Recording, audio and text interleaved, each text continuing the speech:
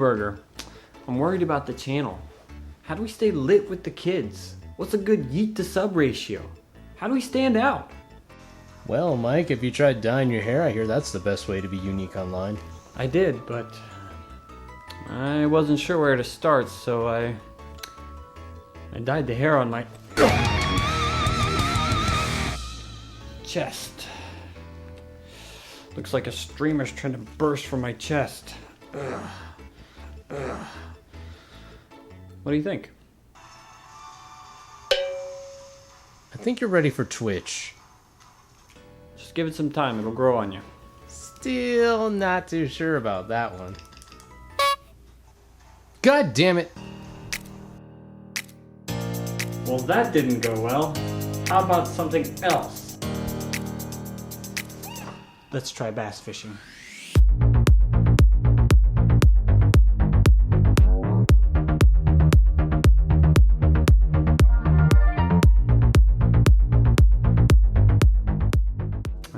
Summer. Nothing reminds me more of great times staying indoors. So let's continue that tradition with a little gem called Sa Baso Tsuri ni ikimashou. Or let's try bass fishing, fish on next. Whatever you want to call it.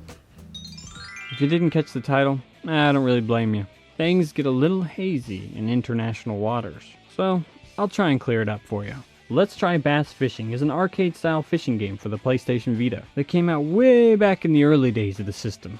Back when limited-run games were only created by PE teachers who didn't want to get out of their chairs.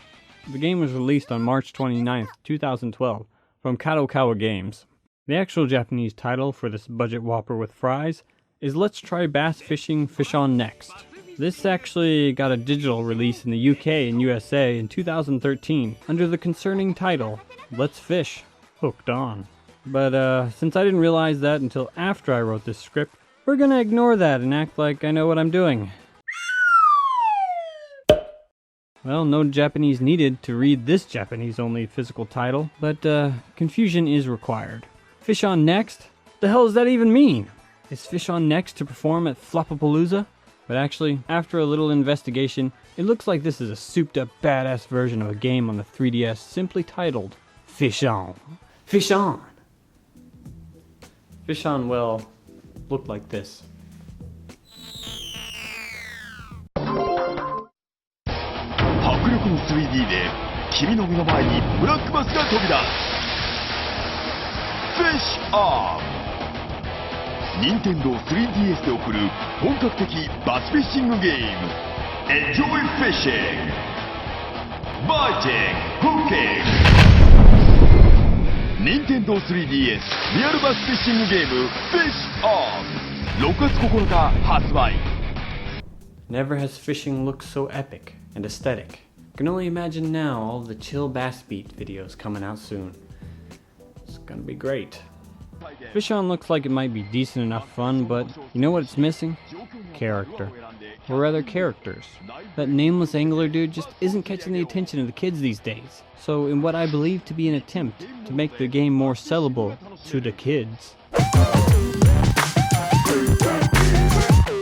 they brought in a whole cast of memorable anime characters, like Suspiciously Skinny Creepy Man, Pants Always Open America Girl, White Top Big Boobs, and who can forget Magician Girl, who to me quite conveniently looks like one of the Darksons from Valkyria Chronicles. Sounds like we might have the greatest crossover in gaming history. Let me know in the comments if you're excited as I am for the up-and-coming game, Valkyria On, the Valkyria Chronicles fishing game. The character designs were actually created by a well-known doujinshi artist that goes by Oyoyon Roku. His real name is Akio Watanabe. I'd show you his work, but you've got enough problems going on in your life, so let's not. Psych! Though according to Wikipedia, he did work on another PS Vita game, Akiba's Trip, Undead and Undressed. How fitting. The real names are Kano, Ryuji, Jamie, and I, but I'm not sure if that really matters, because aside from the beginning and the infinite loop of a few sound bites repeated,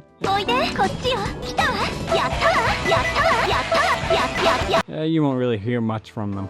I guess ASCII MediaWorks paid too much for the character designs and forgot to budget out any kind of story past the intro, though they all do have a backstory as it were.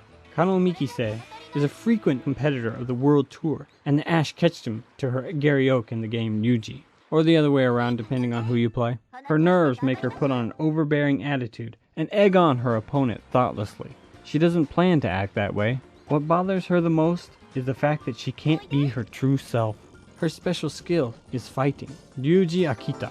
Ryuji oddly looks like the guy from the original game, but more anime and kawaii.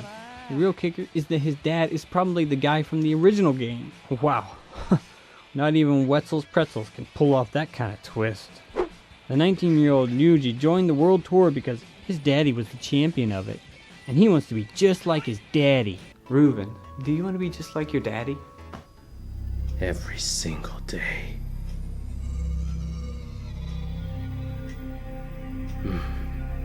God, please don't add that. He knows Jamie as his dad's friend's daughter. Well, that was written in his bio, so I guess it's important enough to add here. Cool. He recognizes the ability of Kano with himself. His special ability is being a bitch. Or casting or something, I don't know. Ai Shimizu. Ai is proof that they went all out to try and save this series. She's a 19-year-old apprentice magician girl who was ordered by the master of live bait to become the World Tour champion as her final test. What in the world is the World Tour? What does magic have to do with fishing? Ai challenges the World Tour with these mysteries up in the air. Oh yeah, and her special ability is catch. She also has this weird red finger for some reason.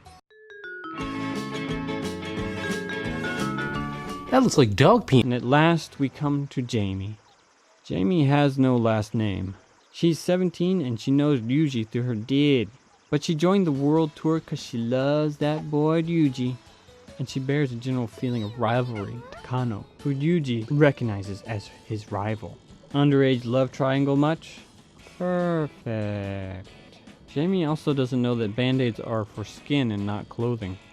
Oh yeah, and her special skill is hooking. Well, that didn't sound right. Let's try it in Japanese and see if it sounds better, okay? Her special skill is hooking. Nope. Still not better. Think we learned enough about the characters. Let's move on. There are a couple different modes in this game. Training is basically practice mode. It's the part where you get to go to all the spots you unlocked and fish for as long as you want, as far as I can tell. There's also a spectator mode called Suichu Kansho, where you can just kind of float along underwater and check out the fish. It's actually pretty cool and would make an interesting background, I think. And it's a great place to see the physics and trash-covered PS2 landscapes in action. Nothing makes you feel like you're looking at an aquarium more than fish popping in and out of existence. The only unfortunate thing is the damn instruction box. It would be awesome if it wasn't always in the way. Why is there no way to get rid of this? It's weird. Challenge mode is where you get to go to a stage and complete certain conditions, like catch one fish in so many seconds, or catch 2,000 grams of fish patty within the weight of 3 fish. There are sets of 3 for each that progressively get harder. 1 fish in X amount of seconds, then 2, and then 3. And if you manage to complete the challenge, you get yourself a golden star. If it sounds too difficult, don't worry about it. Thankfully, you get time bonuses for hooking a fish as well as pulling one in. Though this means next to nothing, since in order to actually get a star, you have to complete the challenge in the time limit they first show you, and any time bonuses are null because they only extend your overall fishing time and not your goal time. This was really confusing at first, and I thought I wasn't allowed to catch any other fish but bass, or that the fish needed to be a certain weight in order to get a star. But nope, it's all about getting it done in the initial time limit they set, and to confuse things more, they give you an extra 30 seconds as soon as you start. So you gotta calculate the actual goal time minus the extra 30 and any other bonus time you get.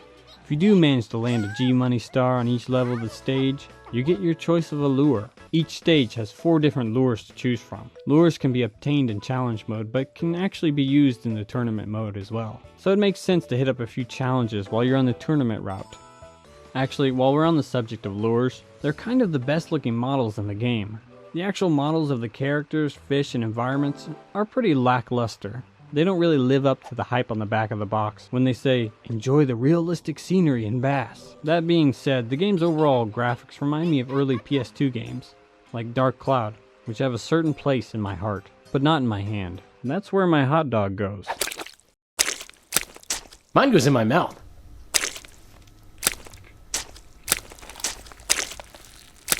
For some reason, those PS2 era graphics make me want to ditch the bass and explore the stages. It's weird, but here we are. That being said, I did like the stages design, especially the ruins and highway. I don't know why, but fishing near highways is balla cool. You can also record your score to an online leaderboard after completing the challenge. I'm not really sure if people give a shit about stuff like that, but hey, if you want the world to know you pull in mad bass and fish on next, then go for it. And now the main course, tournament mode. This tournament is put on by the World Bass Fishing Alliance, where you get to go head to head against the world's greatest anglers as you rise from the amateurs to professional and then to master class. And you get to choose one character to start your journey from the bottom of the tackle box to the front page of Big Bassin' magazine. At least that's what I would assume would be the publication of the World Bass Fishing Alliance, you know, if they put one out.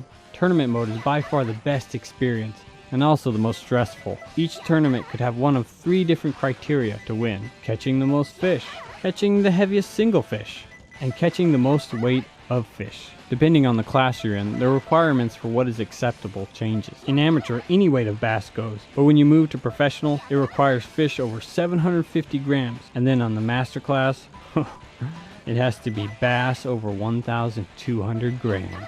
Each month, there are 2 different events you can do. One is of tournaments where you can gain points and move up in your overall class ranking, as well as win cool lures like the Binasu body spinner. These actually help out a lot when it comes to hooking these bassy bastards, because they don't all just go for your Binasu if you go flopping it out there. Some like a lizard, and some enjoy the appeal of the old pink crawdad. You also have the chance to compete in the skills challenge as well. It's like the Little League of Challenge mode, because you'll at least get 50 points for participating. The only uncertainty is whether you get a trip for pizza at Papa John's after. When you get enough skill points, you can bulk up one of your angler stats. Upgrade your cast, catch, fight, and even your fooking. Take that sonic fighting up a notch to a shining fight. Or maybe if you're sick of your magical cast, you can take it to the next level with miracle cast. The choice is yours. Hooking helps too. Each month, depending on your class, you get a certain number of moves. Amateur gets 1 event each month, professional 2, and the master class gets 3. So there's a small bit of strategy in that too. As for the actual gameplay of Let's Try Bass Fishing Fish on Next, well, I think I finally figured out what the next means. Next. Oh god, no, go back, oh god! The actual fishing in LTB FFON is not quite the next level, but still a fun spectacle to endure. I think it's mainly due to the randomness of the actual fish. Now, I haven't played a lot of fishing games or games that have fishing besides a few Zeldas and a whole lot of Harvest Moon, so my experience with any fishing above that level might show here. But I'm pretty sure fish don't normally get pulled back into the depths of hell after missing a lure. Maybe it's just me. Let me know how many fish you've sent to the depths of hell in the comments down below. By far the best part of this game is the fish. Let's just say the waters are still pretty deep in the uncanny valley. They swim around like underwater tanks, awkwardly arranging themselves to notice your bait. When they do find your bait, if it happens to be floating still, the fish have to continuously nod in self-agreeance that what they are about to do is right. And when they do make a move, don't go ringing that fish-on bell too quick. Often they'll miss or completely fly out of the water.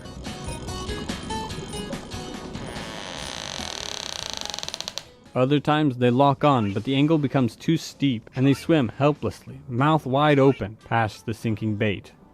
And sometimes they roll in tails first. And other times it'll take forever to pull in a fish that barely weighs anything, only to pull in the largest fish you ever caught in a minute.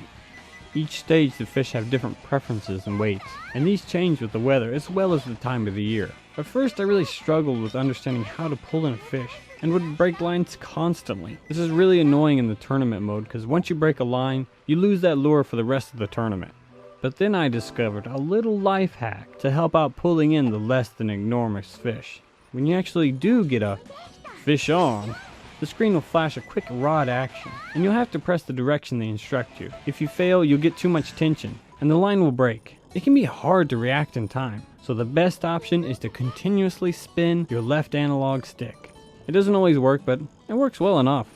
Honestly, despite all the imperfections, I think this game still has a lot of charm.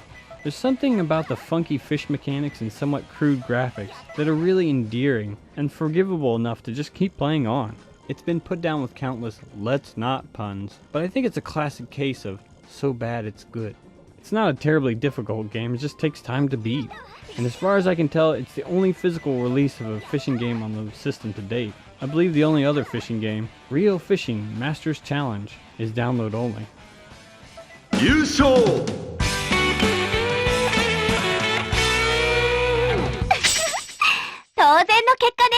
So there you go. That's Let's Try Budget Fishing Fish on Next for the PlayStation Vita. So what'd you think? As you can see, it's pretty import friendly and I think it's worth the trip. But I could see how some people might not like it. That being said, it made a place in my heart with its awfulness. And I hope that I can do the same for you. Hey, this is Mike Krow saying, I'll see you and your fishy friends in the depths of hell next time. I hope they have a razor. Also, as a little PSA, I'm going to try some new things on this channel. There's a few non-Vita games I want to cover, and some non-gaming related stuff as well. So, I hope you stick around for the ride, and thanks for watching again. Crow out? Crow out, I guess? I don't know. I gotta get a razor. I don't fucking know.